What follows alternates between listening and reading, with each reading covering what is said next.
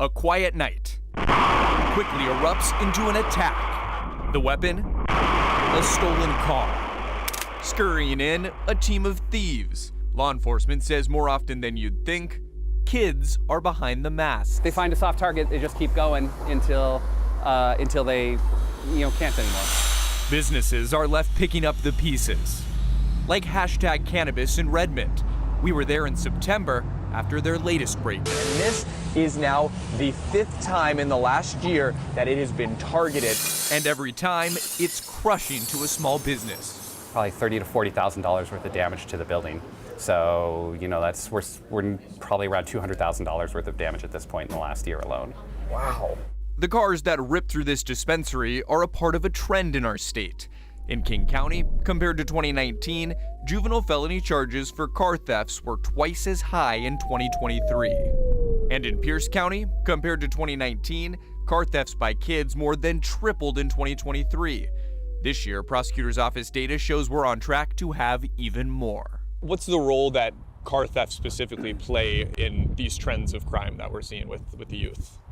Yeah, it's the start of any other crime that you're going to think of. So if you're thinking about the gun violence, you're thinking about, again, the armed robberies or burglaries, you got to steal a car first. That's the first step. Sergeant Darren Moss of the Pierce County Sheriff's Department and other law enforcement experts call car thefts a gateway crime. They believe recent laws are contributing to the increase. Like the 2021 police pursuit law that only allowed officers to initiate a chase if they had a reasonable suspicion of a violent crime. That law was reversed this summer. And a law that's still on the books doesn't allow minors to be questioned without an attorney.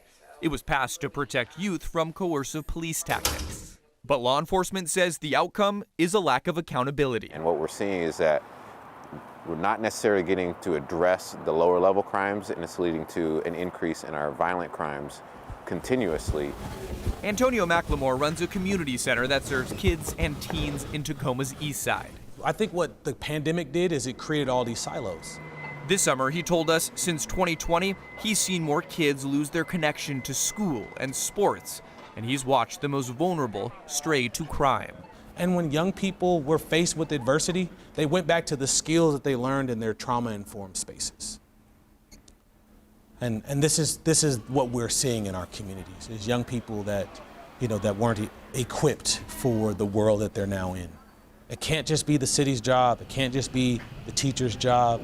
It can't just be the family's, the parents' job.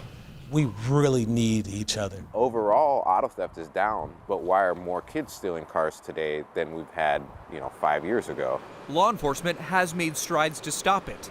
There's been a number of arrests of so-called Kia boys, a group of young people that leveraged a design flaw in Kias and Hyundais, and then made car theft popular by posting the videos on TikTok. We've taken a lot of the big players out. Instead of them stealing 20 to 30 cars a month, that's just 5 people can change the entire statistics for the whole county. Meanwhile, victims of these crimes, like #cannabis, are still dealing with significant losses, anxiety, and questions about how to stop the fallout from car thefts. My staff feels it, we feel it. There's many nights where I can't fall asleep till, I wake up at 3 a.m. and have to look, see is everything okay? Because I'm well, maybe this will be the night that I'm driving to Redmond again to sweep up glass. Drew Andre, King 5 News.